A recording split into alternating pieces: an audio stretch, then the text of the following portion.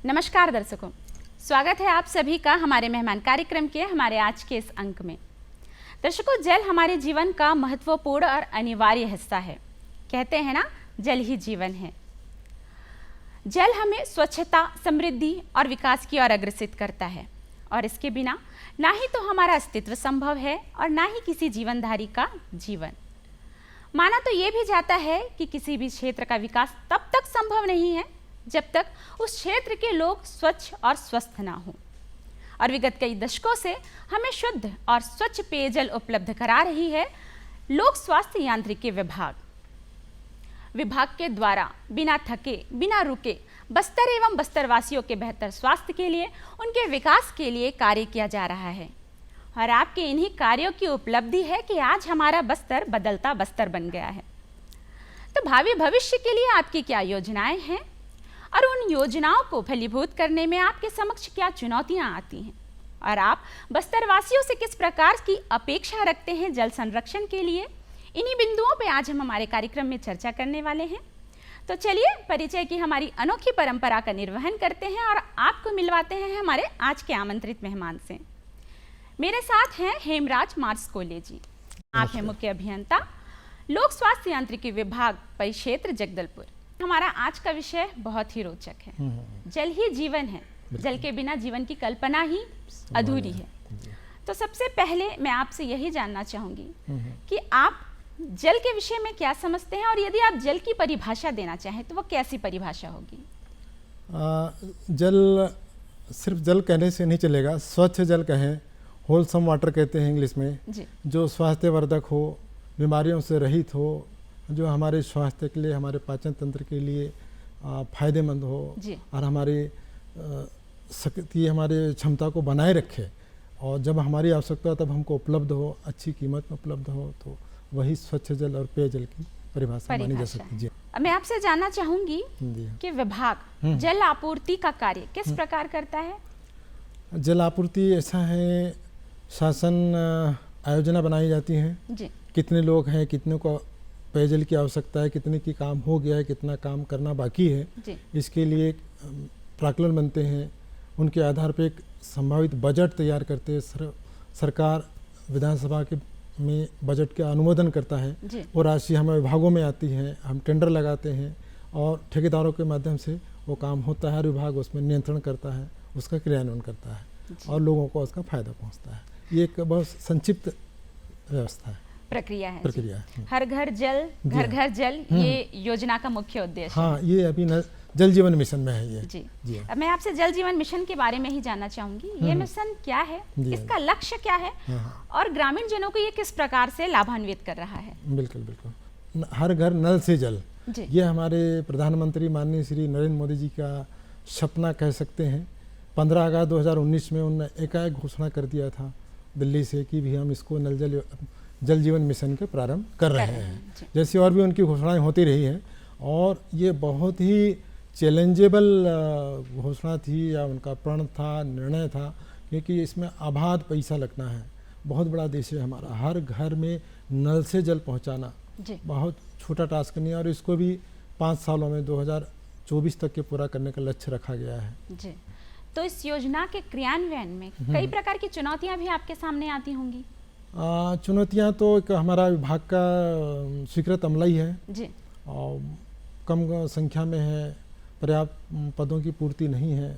Parallel कुछ व्यवस्थाएं की भी गई है मिशन के माध्यम से जी, लेकिन जो भी साधन है और समयबद्ध करना बहुत बड़ी चुनौती थी जी। क्या है कि जिस गति से विभाग काम कर रहा था, उससे कम से कम 20 गुना काम हमारे पास बढ़ा है जी।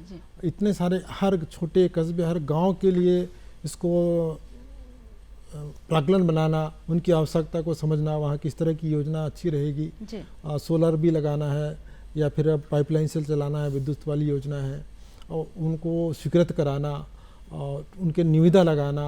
और निविदा भी बहुत लंबी फास्ट प्रक्रिया होती है। टेंडर्स को बुलाना, दर निर्धारण करना, वर्क ऑर्डर करना, प्रोग्रेस लेना, भुगतान करना, मॉनिटरिंग करना, और सबसे अहम इसमें ज़्यादा है ऑनलाइन हर चीज़ की प्रविष्टि। सब कुछ ऑनलाइन डिजिटाइज्ड है जी, सारे काम। हमारा सोर्स कौन सा है वो भी ऑनलाइन है, जहाँ काम किया है वो भी ऑनलाइन दे रहे हैं, और हितग्राहियों के नाम भी ऑनलाइन है, समितियों के नाम ऑनलाइन है। सारा डिजिटाइज होता था। कोई भी आदमी अपना खुद के पब्लिक टू एक्सेसिबल है, उसको देख सकता है, उनके गांव की योजना कहाँ पर किस स्तर पे है, किस लागत में है, सब देखा जा सकता है। जी, बेहतरीन बताया आपने। विभिन्न चरणों को पार करके योजना फलीभूत होती है। जी। साथ ही आपसे ये भी जानना चाहेंगे कि योजना अपने लक्ष्य को साधने में कितनी सफल है, हम लक्ष्य के कितना करीब हैं? लक्ष्य को बहुत कुछ अचीव किया हुआ है जी। जब 2019 में इसकी घोषणा हुई थी, 2019-20 में हमारे पास छत्तीसगढ़ में राज्य की बात करूं तो 6 से 7% ही हमारे नल जल योजनाओं के माध्यम से घरों में जल प्रदाय की व्यवस्था थी। आज 75% क्रॉस कर लिया है, 75 से 80% तक के हमारा बस्तर परिक्षेत्र भी आ गया है जी। उसमें कुछ गाँव में फिनिशिंग का काम चल रहा है, जहाँ कहीं वाल्व का ऑपरेशन है, कहीं पानी का है, कहीं बिजली का, इस तरह थोड़ा सा चल रहा है। बाकी 75% तक की हमने व्यवस्थाएं बना ली। अरे बहुत बड़ी उपलब्धि है। यानी कहाँ 6% था या 7% रहा होगा और आज कहाँ 75 से 80%। बहुत बड़ी उपलब्धि, ये बहुत बड़ी उपलब्धि है। बहुत बेहतरीन आपने बताया। तो दर्शकों, आपने सुना हेमराज जी से कि किस तरह जल जीवन योजना का निर्माण हुआ, उसे ज़मीनी स्तर पे लाया गया और 6 से 7% से आज हम 75 से 80% की ओर बढ़ गए हैं। तो चलिए अब आपको लिए चलते हैं बस्तर के उन ग्रामीण अंचलों की ओर जहां ये योजना फलीभूत हो रही है। बस्तर वासी इस योजना से लाभ ले रहे हैं और अपने जीवन स्तर को, अपने जीवन को बदल रहे हैं। तो चलिए उनके इस अनुभव को सुनेंगे हम उन्हीं की जुबानी। जल जीवन मिशन सिर्फ एक योजना ही नहीं, बल्कि ये हमारे देश की आने वाली पीढ़ियों के लिए एक सुरक्षित भविष्य का आधार है। जब हर गांव, हर घर में शुद्ध जल पहुंचेगा, तो न केवल हमारे बच्चों का स्वास्थ्य सुधरेगा, बल्कि हमारी माताओं और बहनों का जीवन भी सरल होगा। उन्हें पानी के लिए लंबी दूरी तय नहीं करनी पड़ेगी। इसी दृष्टि संकल्प के साथ यशस्वी प्रधानमंत्री श्री नरेंद्र मोदी जी ने जल जीवन मिशन की शुरुआत की। इस योजना से बस्तर जिला के बकावन ग्राम गिरोला फल फूल रहा है। हर घर नल, हर घर जल के इस सपनों को साकार करने के लिए बस्तर जिले के लगभग 617 गांवों को नल जल उपलब्ध कराने का लक्ष्य बनाया गया। लक्ष्य प्राप्ति की दिशा में ग्राम गिरोला से आरंभ हो चुकी है, जहां निवासरत कुल 94 परिवारों को functional house hold tap connection प्रदान किया गया है। जल जीवन मिशन में प्रत्येक गांव में एक FTK किट दिया गया है, जिसमें 10 पैरामीटर में टेस्ट होता है। टर्बिडिटी, आयरन, क्लोराइड, इन सभी पैरामीटर में उसमें टेस्ट किया जाता है और जल गुणवत्ता का पता लगाया जाता है। साथ ही एक H2S वाइल भी दिया जाता है, जिससे बैक्टीरिया का परीक्षण किया जाता है। उस परीक्षण में आप उसमें पानी भर के रखेंगे तो वो 24 घंटे में उस पानी का कलर अगर काला हो जाता है तो समझिए कि आपके पानी में बैक्टीरिया है। तो ये जांच करने के बाद अगर कोई परेशानी आती है तो हमारा एक जिला लैब है जगदलपुर में, जो NABL से एक्रीडेटेड है। अगर कोई भी परेशानी आती है तो उस पानी को आप एक बॉटल में भर के जिला लैब में ला के परीक्षण कराएंगे। उसके बाद उसका एग्जैक्ट रिजल्ट देने के बाद हम उसका निराकरण कर पाएंगे। इस योजना के तहत साल में 3 बार जल गुणवत्ता का परीक्षण किया जाता है, जिसके तहत गांव में 40 किलो की टंकी का निर्माण किया गया है। प्रत्येक गांव में 5 महिलाओं को प्रशिक्षण दिया जाता है, जिन्हें जल वाहिनी के नाम से पुकारा जाता है, जिनका कार्य जल गुणवत्ता की जांच करना, नल जल उपयोग एवं संरक्षण हेतु ग्राम वासियों को जागरूक करना है। हम लोग साल में 3 बार पानी का टेस्ट करते हैं। पानी को अच्छा तरह रखने के लिए बोलते हैं और उसके लिए छोटा सा किचन गार्ड पोषण वाटिका के नाम से जानते हैं और पानी को ढक के रखना है। और कुछ पानी में कुछ खराबी आती है तो कुछ परेशानी आती है तो सरपंच के पास जाके हम लोग बताते हैं कि सरपंच फिर सुधारते हैं अपने पानी को। और घर घर में सूखता गड्ढा बनाना ज़रूरी है, क्योंकि पानी मतलब वेस्ट ना हो। और पानी जहाँ जा रहा है उस जगह अपना छोटा सा एक किचन गार्ड बनाएं, वहाँ पर ना लाल भाजी, सब्जी भाजी लगाने के लिए। और हमारे गांव में पानी जब से मिला है हम लोग को बहुत सुविधा हुआ। हम लोग को ना पानी के लिए बार बार दूर दूर जाना पड़ता था, काम छोड़ के। अब घर घर में पानी आया तो बहुत सुविधा हुआ है। जल वाहिनी जमीनी स्तर पर कार्य करती हैं और कर्तव्यों के अनुसार वे जल का pH एवं फ्लोराइड टेस्ट कर जल की गुणवत्ता की जांच करती है। जल प्रशिक्षण के दौरान किसी भी प्रकार का प्रदूषण प्राप्त होने पर उसकी जांच हेतु उसे जगदलपुर में स्थित जिला जल प्रशिक्षण प्रयोगशाला में भेजने का कार्य करती हैं। स्कूल वगैरह बच्चे को छोड़ने में बहुत महिलाओं को समय नहीं मिलता था और काम के लिए भी रोज़मर्रा की काम में बहुत बाधाएं होती थी। और अभी जो जल जीवन मिशन के तहत जल जीवन मिशन के तहत जो सुविधा मिली है सरकार की ओर से, वो बहुत सुविधाएं हो रही है, जिसमें समय में काम दाम और खाना, बच्चे को स्कूल और अन्य काम भी सही टाइम में हो रहा है और यहाँ पे सब घर में पानी अच्छे से जा रहा है। केंद्र सरकार की महत्वाकांक्षी योजना में शामिल जल जीवन मिशन योजना का उद्देश्य महिला सशक्तिकरण को बढ़ाना है। बीते कुछ वर्ष पूर्व घर की महिलाओं को मीलों दूर चलकर पानी के लिए संघर्ष करना पड़ता था। आज जल का आंगन तक पहुंच जाना उस विपदा का समाप्ति का मानो संकेत है। आज घर के आंगन में नल के माध्यम से शुद्ध जल प्राप्त कर महिलाएं समय पर अपने पारिवारिक जिम्मेदारियों का निर्वहन कर रही हैं, वहीं अपनी आर्थिक सशक्तिकरण की ओर कदम बढ़ा रही है। वहीं वर्तमान सरकार और प्रधानमंत्री के दृढ़ संकल्प के साथ जल जीवन मिशन अपने नाम की सार्थकता को सिद्ध करने में सफल हो रहा है।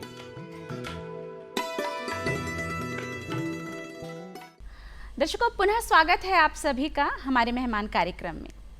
आपने बस्तरवासियों के मुख से ही जाना कि किस तरह जल जीवन योजना उनके जीवन में किसी सपने की तरह आया और उनके जीवन को बदल कर रख दिया।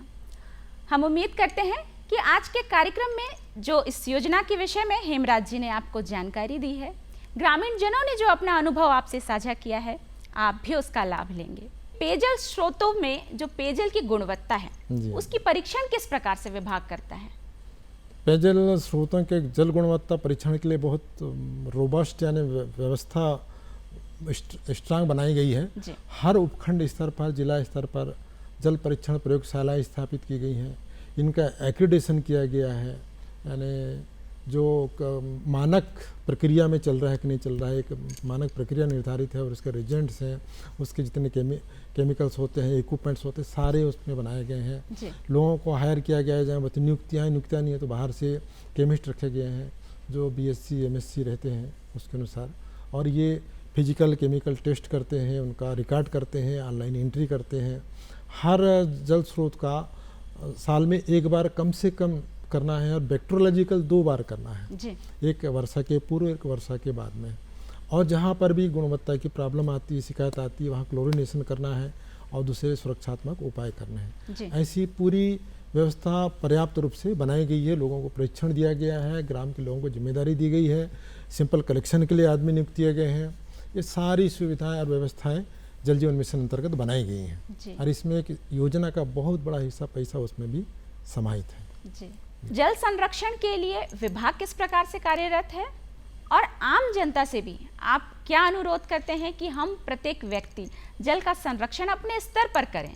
जी हाँ, जल संरक्षण का ऐसा है कि अभी तक के लोगों को, सामान्य लोग, पढ़े लिखे लोग भी ये मानते थे कि प्रकृति प्रदत्त चीज़ है जी। लेकिन स्वच्छ जल था किसी समय में, आज अब कम से कम होते चला जा रहा है। हमारा जल प्रदूषण है, हमारे जीवन जो प्रक्रिया है उसके हिसाब से हमारे स्वच्छ जल के संसाधन गुणवत्ता प्रभावित होते जा रहे हैं।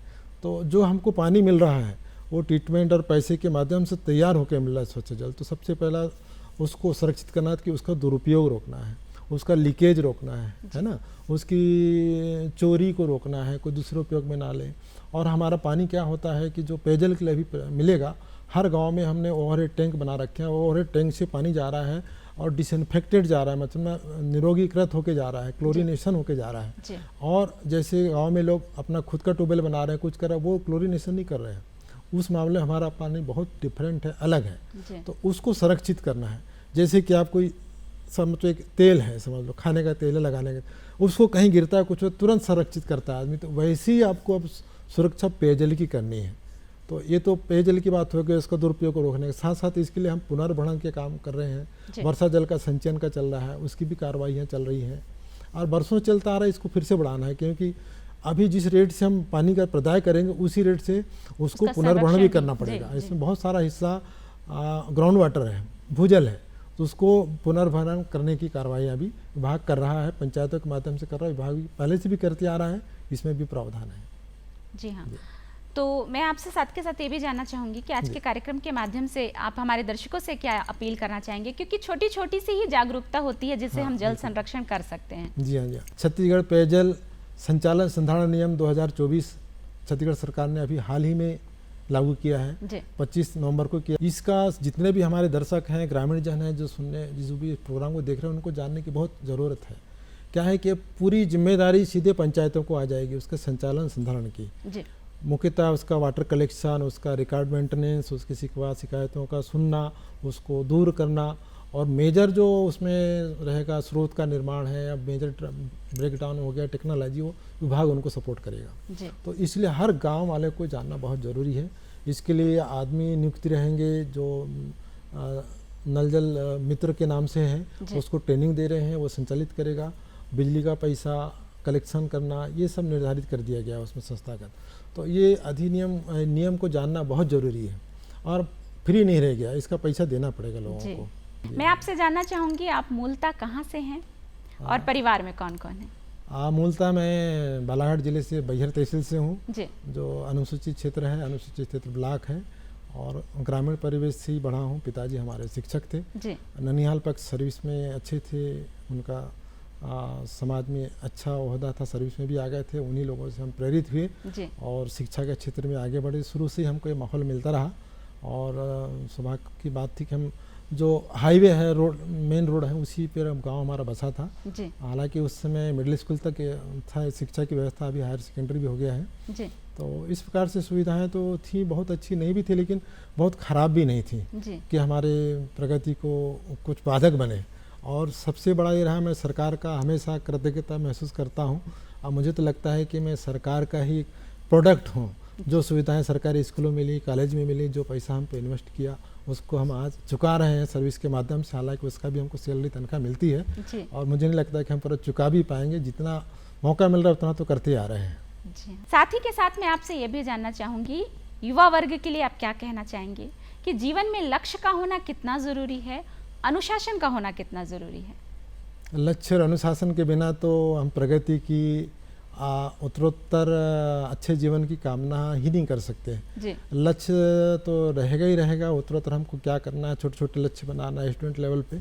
सबसे बड़ा मैं ये कहना चाहूँगा कि आजकल मीडिया और मोबाइल का ज़माना है, इसमें बहुत सारी सामग्री आ रही है, लोगों को डिस्ट्रैक्ट कर रही है, लोग धारणाओं में जा रहे हैं, तो उसमें नहीं जाना है। जितना ज़्यादा हो सके पॉजिटिव बने रहें, और वो सोचे कि मैं जो काम कर रहा हूँ मेरे को सफलता मिलेगी ही मिलेगी। बस ये आशंकाएं बिल्कुल नहीं लाना चाहिए कि पता नहीं होगा कि नहीं होगा, मैं जा तो रहा हूँ, परीक्षा दे रहा हूँ, पता नहीं आप ये सोचिए कि मेरा काम है करने का और आगे बढ़ने का, और उसका आशीर्वाद प्रतिफल मिलता ही मिलता है। पुनः अपने विषय की ओर आते हैं, और मैं आपसे फिर जानना चाहूँगी कि विभाग में जल जीवन मिशन महत्वपूर्ण रूप में संचालित है।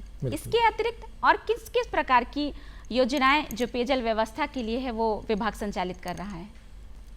पेयजल के साथ साथ में गुणवत्ता का भी है। तो जहां वाटर क्वालिटी की प्रॉब्लम है, जैसे कहीं आयरन कंटेंट है या कहीं फ्लोराइड आ रहा है, तो उसके बदले में उनको परीक्षण करना, उनके परमिसिबल लिमिट में नहीं है तो उनको केप करना है, दूसरी सुरक्षित जगह से उनको लाना या फिर उनके जल शोधन संयंत्र लगाने के काम हमारे विभाग करते हैं। आवागमन की सुविधा बेहतरीन ना रह पाना, बिजली सुविधा ना रह पाना, तो ऐसी परिस्थिति में किस प्रकार से आप कार्य करते हैं? बिजली तो जहां हमारे विद्युत ऑपरेटेड योजनाएं हैं बहुधा वही रहती हैं, तो उसका तो उसके बिना हम नहीं कर पाते हैं। तो वो तो आता है तो उसको बिजली विभाग से संपर्क करते हैं, कांटेक्ट कर रहे हैं। अभी मोबाइल आ गया है तो बहुत तेज़ी से काम हो रहे हैं। साथ साथ उनका ऑपरेशन है, ऑपरेशन अभी क्या है, जैसे सरकारों के द्वारा अगर आंगनबाड़ी भी चल रही तो आंगनबाड़ी सहायिका आ गई हैं, खाना बनाने वाले होंगे, लेकिन हमारी योजना इतना पेयजल जैसी चीज़ है जिसके बिना जीवन संभव नहीं है। एक बार आप खाने से थोड़ा सा बच सकते हैं, थोड़ा चल सकते हैं, बिना कपड़ों के रह सकते हैं, बिना हवा और पानी के बिना तो नहीं रह सकते। उसके लिए हमको पंप ऑपरेटर्स हैं, योजना संचालनकर्ता की नियुक्ति और परफेक्ट नियुक्ति होना बहुत ज़रूरी है, क्योंकि एक बार जब हम इसके आदी हो जाएंगे तो उसको कंटिन्यू रखना बहुत ही आवश्यक होगा।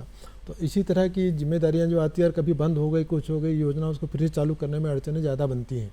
तो दिक्कत इसी तरह की है, जहाँ लोगों में सरपंच या सचिव जितने जागरूक हैं, जितने एक्टिव हैं, वहाँ समस्याएं कम रहती हैं, और जहाँ नहीं रहते वहाँ हमको थोड़ा सा हाँ बार बार फॉलोअप करना पड़ता है, देखना पड़ता है, समझाना पड़ता है जी। इस प्रकार की समस्याएं हाँ, हम देखते हैं। ये तो एक यात्रा है आपकी, जहाँ बस्तर वासियों के लिए शुद्ध पेयजल की उपलब्धता विभाग कर रहा है। तो इस यात्रा में कई अच्छे अनुभव भी होंगे, कई ऐसी घटनाएं भी होंगी जिन्हें याद कर आप प्रसन्न होते होंगे। हाँ, तो आपके ऐसे अनुभव हम आपसे जानना चाहेंगे। ऐसे तो काफ़ी मौके आते हैं जी, लेकिन याद करने के लिए 2-4 मैं बता सकता हूँ। सबसे पहले मैं जब सहायक केंद्रीय था, हमारे बालाघाट ज़िले में पोस्टेड था, एक गांव का एक टोला पारा था, जहां पर नाले किनारे बसाहटें थी, 15-20 मकान थे। वहां हमारा नलकूप सफल नहीं हो पा रहा था, क्योंकि कहीं बोल्डर्स आते हैं, अलग अलग तरह का स्ट्रेटा रहता है, सफल नहीं हो रहा था। यानी 4-5 साल हो गए थे या और भी लंबा समय हो गया होगा। तो वहाँ मैंने खुद से देखा था कि पहले नाला सूख गया तो फिर लोग अपने जानवरों को दूसरे गाँव भेज देते थे, फिर झिरिया कुछ होता है वहाँ का पानी पीते थे, और जब वो भी गर्मी में बंद हो जाता था तो लोग ताला लगा के दूसरे अपने रिश्तेदारों के चले जाते थे। उसको जब मैंने देखा, वहाँ पर मैंने भी ट्राई करवाया, मशीनें लगवाया, नहीं हुआ, तो मैंने देखा जहाँ झिरिया है तो वहाँ पर क्यों ना कुआं बना दिया जाए। एक मैंने दांव था कहना चाहिए, पूरा पथरीला था ऊपर से।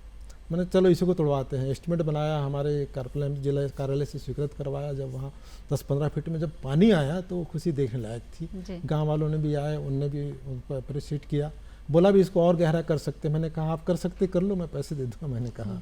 तो ये काम बहुत सुकून देता है। मैं आपसे चाहूँगी कि आप हमारे दर्शकों से अपने कोई अनुभव साझा करना चाहें, कोई अपील करना चाहें तो आप कर सकते हैं। अपील वही है जो हमारा अभी छत्तीसगढ़ का पेयजल संचालन संधारण नियम जो है उसको जाने।